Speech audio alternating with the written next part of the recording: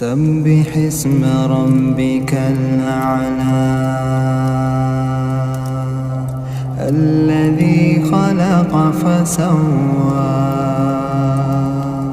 والذي قدر فهدى والذي أخرج المرعى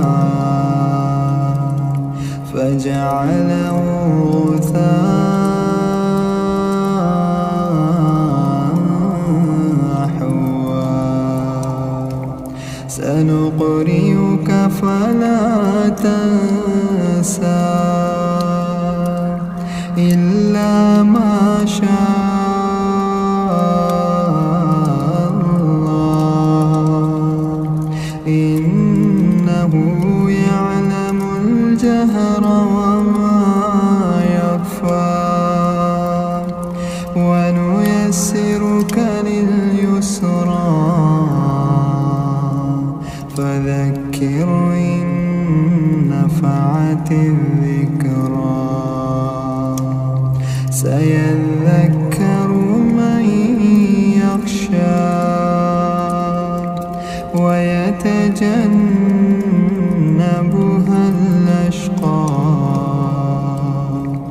الذي يصلى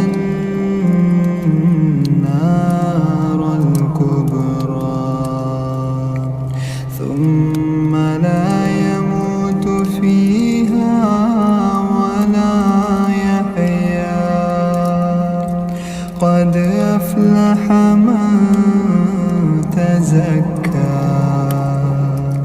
وذكر اسم ربه فصلى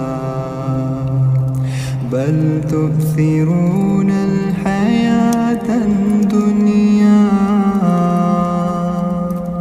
والآخرة خير وأبقى